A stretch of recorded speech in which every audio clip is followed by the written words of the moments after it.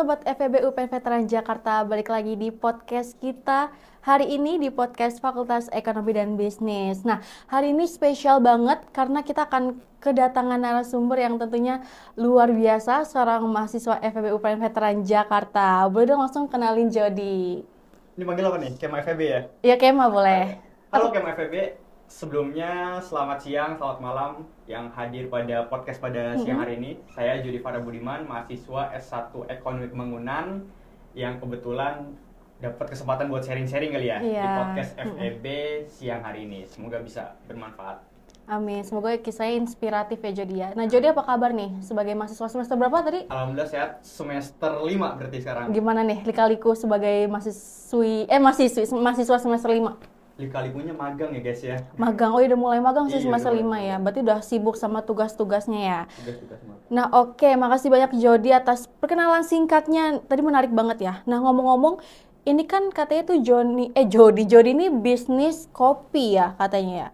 Nah dari bisnis kopinya ini kamu jual jenis kopi apa sih yang kamu jual atau kamu kembangin gitu di bisnis kopi kamu kali ini? Oke, untuk di bisnis kopi ini sendiri sebelumnya yang kita tarik adalah dua jenis kopi yang rame ya, yaitu Robusta, varian Robusta dan Robusta. juga varian Arabica.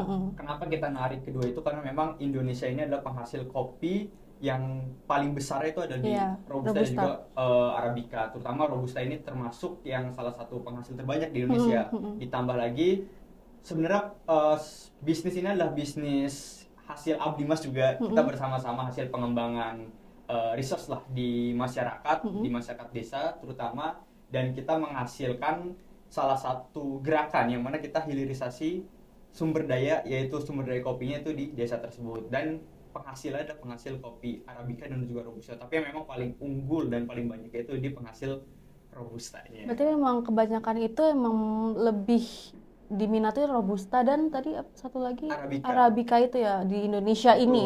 Nah kalau boleh tahu ide bisnis kopi ini tuh awalnya muncul dari mana sih Jody, dan gimana ceritanya bisa kenalan gitu sama para petani di sana gitu? Oke, kalau ide ini muncul sebenarnya anugerah ya guys ya. Anugerah Karena kenapa? Kita mungkin berpikir saat itu saya hanyalah sebagai fungsionaris BEM waktu itu yang diamanahkan untuk melakukan pengabdian masyarakat oleh BEM UPN Veteran Jakarta. Lalu saat kita kan sebelum melakukan pengabdian kita pasti ada riset ya, R&D juga, riset and development juga. Kita lihat sumber daya apa yang bisa kita manfaatkan, bisa kita kelola, kita bisa tingkatkan, yang mana kita basic pengabdiannya itu adalah berbasis permasalahan dan juga berbasis potensi. Dan kebetulan kita dapat challenge dari lurahnya waktu itu atau kepala desanya. Salah satu permasalahan di desa itu adalah mereka nggak mampu untuk mengolah kopi yang mereka hasilkan. Bahkan mirisnya nih, masyarakat di sana nanam kopi, tapi mereka nggak ngerasain kopi yang mereka tanam. Oh, jadi kayak nggak diproses. Padahal mereka tuh kayak menanam kopi itu tapi nggak diproses dan nggak bisa merasakan langsung gitu ya. Belum pernah ada. Betul. Kita temuin alhasil mereka ada dua permasalahan, yaitu permasalahan pengetahuan atau wawasan, dan yang kedua adalah permasalahan dari fasilitas. Karena memang kondisi desanya itu agak lumayan terpencil. Alhasil kita, karena saya juga mahasiswa ekonomi pembangunan ya, basicnya adalah analisa ekonomi. Kita kuatkan di situ, kita kolaborasi juga dengan KSM, EDC. Kita uliklah permasalahan itu, kita atur strategi, dan pada akhirnya kita mendapat bantuan sponsor dan sebagainya. Kita berhasil untuk melakukan hilirisasi kopi di desa tersebut, alias Kampung Cijantung. Berarti berawal dari challenge dan permasalahan di daerah tersebut juga ya Jody ya? Ya betul, kalau pembangunan harus suka challenge juga ya, karena pasti harus bisa merasa challenge tuh emang bikin semangat sih emang sih Jody. Mecahin masalah atau iya betul. Nah sempat juga denger aku kata itu bisnis kopi ini tuh sekarang dibina langsung sama dosen FEB katanya. Nah kalau boleh tahu nih, dosennya siapa aja sih yang membimbing Jody bisa membawa bisnis kopi ini ke internasional gitu? Oke, ini yang terhormat kali ya, karena alhamdulillah mendapat dukungan juga dari Fakultas Ekonomi dan Bisnis, dukungan support yang sangat positif banget, terutama dari Bu Indri selaku Kaprodi kita, ya, yang sangat membantu, sangat support lah.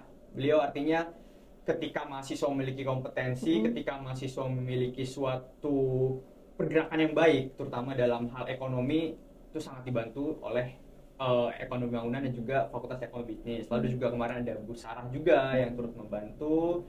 Terus juga ada Bu Jubaidah selaku dekan juga sangat membantu dan juga sangat support itu sih. Jadi program yang asalnya cuma dari organisasi dan juga dari lingkup mahasiswa, karena kita mampu memecahkan suatu masalah, menghasilkan suatu potensi yang bagus dan prospek ekonominya juga terlihat dan juga bagus ke depannya, akhirnya kita mendapat support yang baik dan itu juga kita sangat terbuka lah dengan kolaborasi lain. Luar biasa, berarti memang sudah sangat didukung untuk bisa sampai sego internasional ini ya jadi ya. Nah keren banget. Nah sobat podcast FEB perlu tahu juga, jadi yang seperti tadi aku udah bilang, kalau misalkan bisnis kopi ini tuh udah go internasional tahun ini alhamdulillahnya, dan bahkan berkolaborasi dengan Universitas Kuala Lumpur ya? UNIKL. Oh, gimana coba ceritain jadi.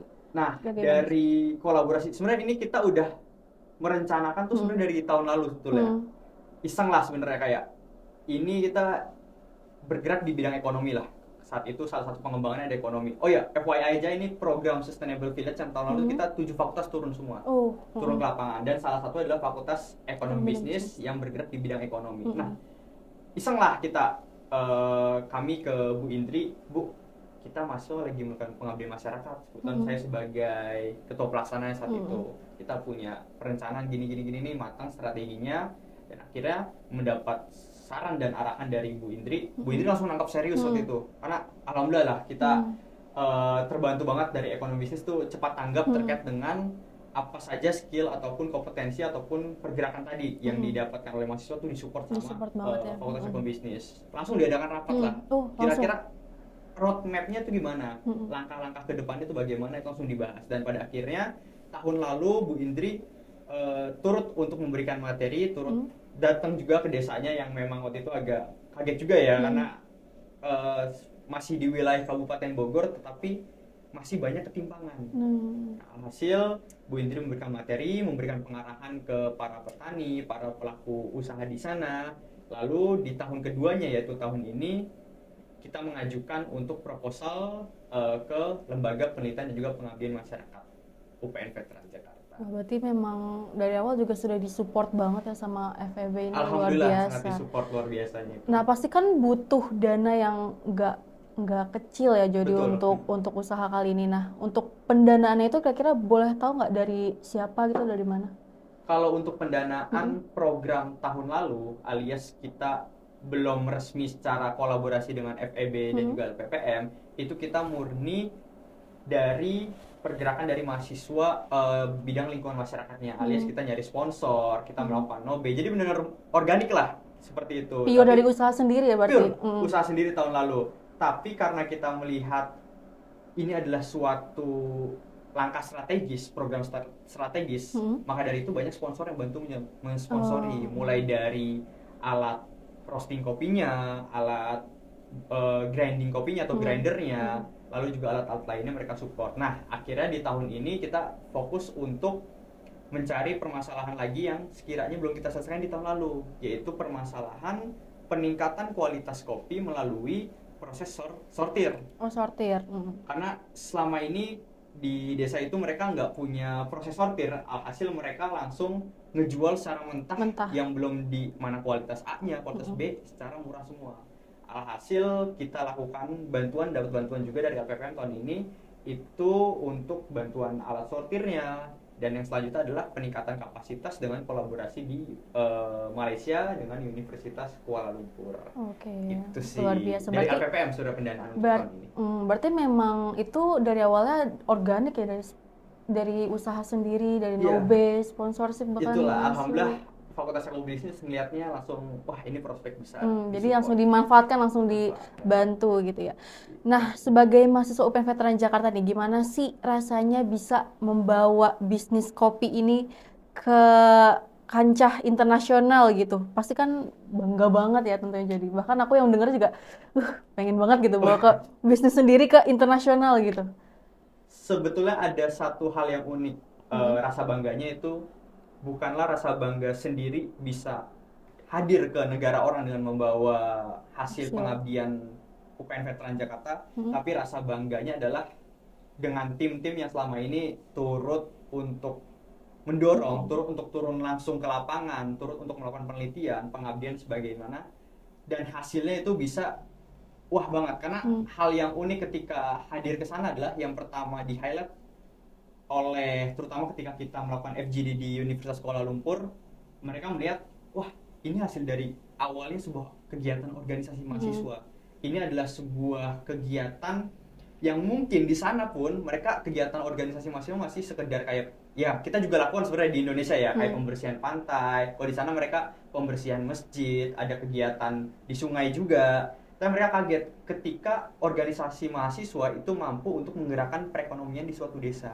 Yang mereka takjub seperti itu. Dan senangnya adalah feedback dari mereka rata-rata adalah soal gimana caranya kok bisa mahasiswa bisa melakukan ini dengan membawa nama organisasi mahasiswa awalnya. Dan akhirnya yang juga disupport adalah mereka kaget, wah kampus juga turut support, mereka juga turut membantu. Itu kolaborasi yang maksimal. Bahkan mereka kayak keinginannya mereka tukeran, gimana caranya mereka ikut pengabdian mahasiswa kita di Indonesia gitu. Itu yang feedback paling besar. Sisanya adalah feedback soal hasil kopinya, hasil produknya yang memang sudah mampu untuk membawa inovasi. Karena inovasi yang kita bawain adalah produk kopi murni, tapi bukan kopi bubuk instan ya, kopi murni tapi kita bisa dibuat itu secara instan, yaitu dengan cara ada filter di dalam kemasannya. Oh luar biasa. Drip bag coffee. Berarti di dalam packagingnya berarti memang ada bentuk filternya gitu ada ya? Ada filternya langsung. Luar biasa.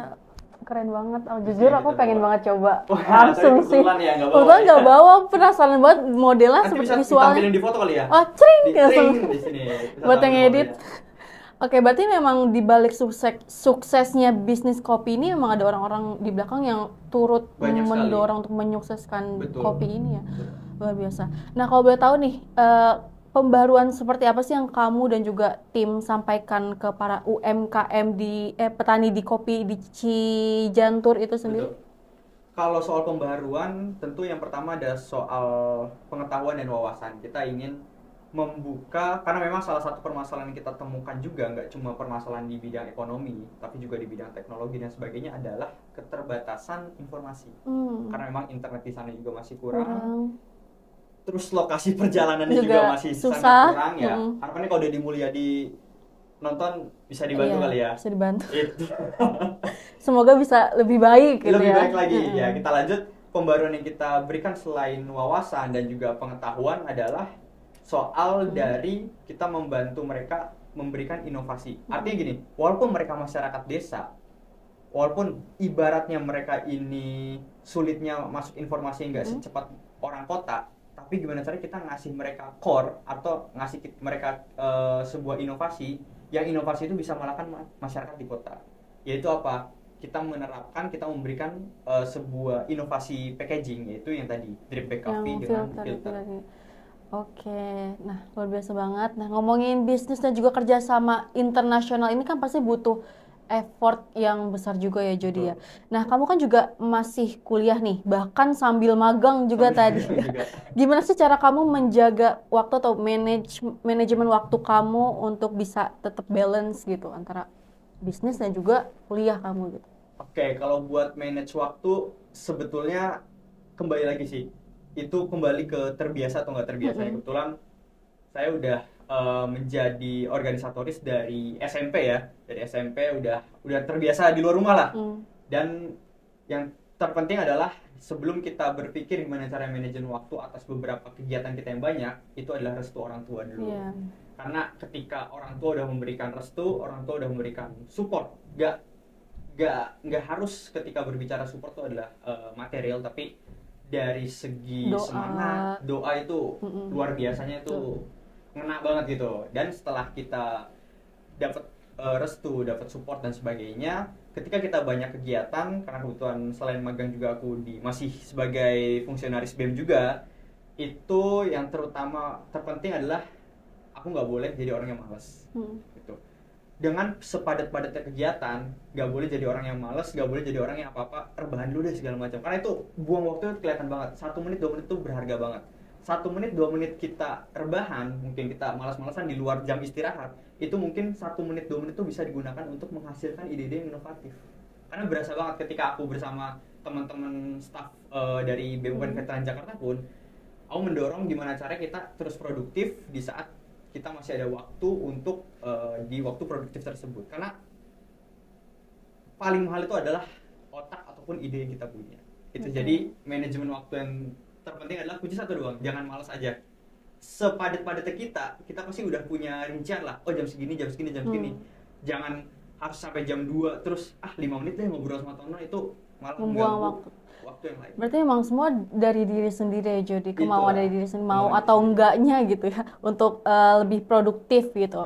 Nah luar biasa banget perjuangan dari Jody. Sebelum kita tutup podcast hari ini, boleh dong kasih kesan dan pesan untuk teman-teman Kema FEB yang mungkin nonton, ingin bisnis juga, yang sibuk kuliah gitu, boleh kasih?